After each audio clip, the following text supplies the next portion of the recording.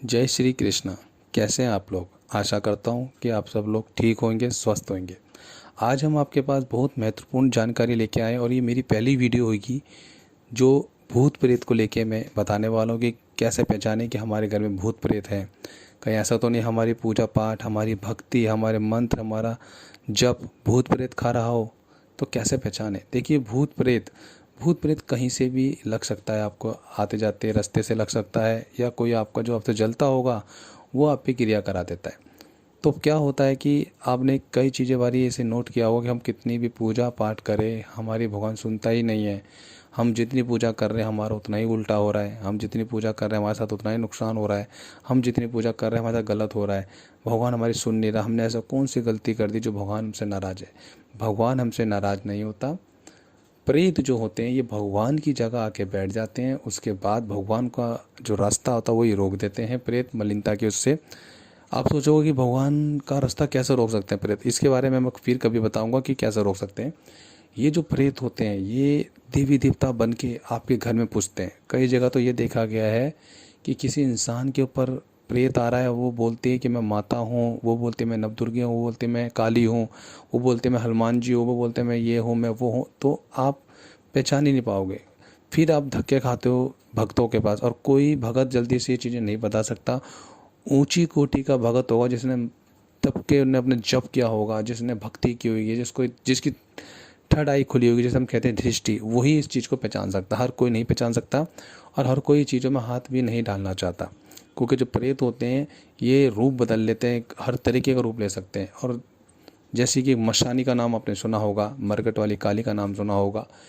ये जो मशानी होती है ये 64 रूप ले सकती है। माँ काली बन सकती है, माँ मनसा बन सकती है, माँ ज्वाला बन सकती है, माँ नवदुर्गे बन सकती है, हनुमान जी बन सकती है, घर के देवी देवता बन सकते हैं।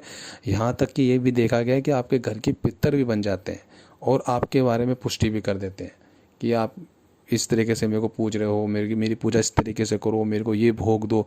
तो आप ये ध्यान रख लीजिए कि जो आप भोग दे रहे होते वो देवी देवताओं को नहीं, वो एक प्रेत को दे रहे होते। तो आपको एक अच्छे भगत के पास आकर दिखाना चाहिए अपने, जो अच्छा भगत हो, जो इस चीज़ से आपको बता सके। कई जगह तो ऐसा होता है कि लोग भटकते रहते हैं और तांत्रिकों के पास कभी ना जाए। कुछ तांत्रिक तो उल्टा करके ही आप लोगों की जो शक्तियाँ होती हैं वो भी रख लेते हैं, और अपनी घर के देवी देवता, अपने घर के पितर, अपने मरे सरे जो होते हैं बुरी शक्तियाँ, वो आपके घर बिठवा के पुजवा देते और कहते हैं कि हमने आपके घर पे देवी देवता रख दिए। को कई केस मेरे पास ऐसे आए हैं जो प्रैक्टिकली मैं आपको बता रहा हूँ। ये जो मैं कोई ऐसी बातें नहीं बना रहा कि किसी सुना और मैंने बता दी, ये मैं वो बातें बता रहा हूँ जो प्रैक्टिकल है, जो मैंने खुद इन चीज़ों को देखा है अपने आँखों के सामने। कि तांत्रिक लोग क्या करते हैं कि जब तुम किसी के पास चेक करने जाते हो तो वो उल्टा अपने ही देवी देवता दे देते हैं और अपने ही घर के पितर दे देते हैं, और आपको बोलते हैं कि आप ही की देवी देवता इनको पूजो। फिर वो घर के अंदर बेड़ा गर्क मचाते हैं, फिर उछल कूद होता है, फिर डर लगता है, भय लगता है। बहुत सारी ऐसी चीज़ें होती हैं जो आप सोच भी नहीं सकते। इनसे छुटकारा पाने का सबसे आसान तरीका है कि घर के अंदर हफ्ते में एक बार शनिवार या मंगलवार को उपले के ऊपर लोबान और गूगल की धुनी जरूर जलाए, और घर के अंदर पूरे पूरे घरों के अंदर धुएं को घुमाएं। और इसके अलावा आप एक चीज़ और कर सकते हैं।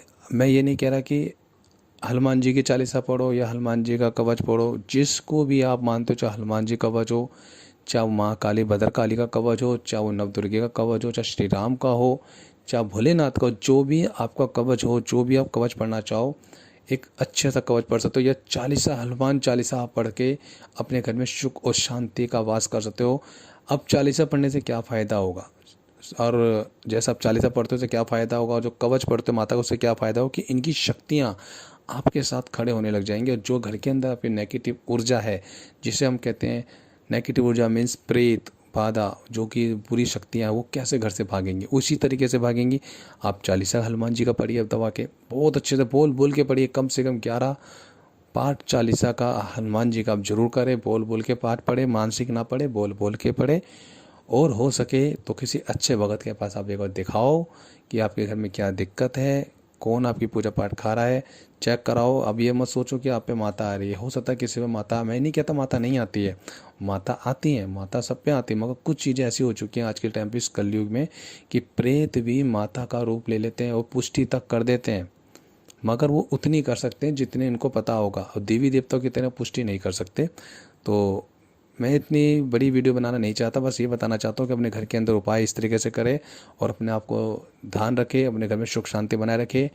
और आने वाले टाइम पे मैं और चीज़ें आपको बताऊंगा। अगर आपको मेरी ये वीडियो अच्छी लगी हो, मेरी बातें अच्छी लगी, तो आशा करता हूँ कि आप मेरे चैनल को ज़रूर सब्सक्राइब करेंगे, मेरे बेल आइकन बटन को ज़रूर प्रेस करेंगे, कि जब भी मेरी कोई वीडियो आएगी उपाय की नहीं मैं आपको बताऊंगा।